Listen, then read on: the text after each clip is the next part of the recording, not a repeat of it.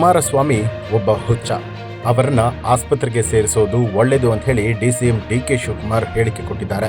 ಅವರ ಹೇಳಿಕೆಗೆ ಈಗ ಕುಮಾರಸ್ವಾಮಿ ತಿರುಗೇಟನ್ನು ನೀಡಿದ್ದಾರೆ. ನನಗೆ ಹುಚ್ಚು ಅನ್ನೋರಿಗೆ ಸಿಎಂ ಪಟ್ಟದ ಹುಚ್ಚು ಹಿಡಿದಿದೆ ಅಂತ ಹೇಳಿ ಮತ್ತೊಮ್ಮೆ ಡಿಕೆಶಿ ಹೆಸರು ಹೇಳದೆ ಕೇಂದ್ರ ಸಚಿವ ಎಚ್.ಡಿ. ಕುಮಾರಸ್ವಾಮಿ ವಾಗ್ದಾಳಿಯನ್ನು ನಡೆಸಿದ್ದಾರೆ. ಉಪಮುಖ್ಯಮಂತ್ರಿಗಳು ಮೊದಲು ತಮ್ಮ ಹುಚ್ಚನ್ನ ಪರೀಕ್ಷೆ ಮಾಡಿಕೊಳ್ಳಲಿ ಎಂದು ಟಾಂಗ್ ಕೊಟ್ಟಿದ್ದಾರೆ.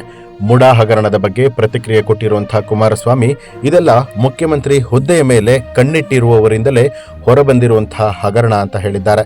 ಇದಕ್ಕೆ ಪ್ರತಿಯಾಗಿ ಡಿಕೆಶಿ ಕೇಂದ್ರ ಸಚಿವ ಕುಮಾರಸ್ವಾಮಿ ಒಬ್ಬ ಹುಚ್ಚ ಅಂತ ಹೇಳಿದ್ರು. ಅವರ ಮಾತಿನ ಚಕಮಕಿ ಇದೀಗ ಮತ್ತೆ ಮುಂದುವರೆದಿದೆ. ಡಿಕೆಶಿ ಹೇಳಿಕೆಗೆ ಈಗ ಕುಮಾರಸ್ವಾಮಿ ಕೂಡ ತಿರುಗೇಟನ್ನ ಕೊಟ್ಟಿದ್ದಾರೆ.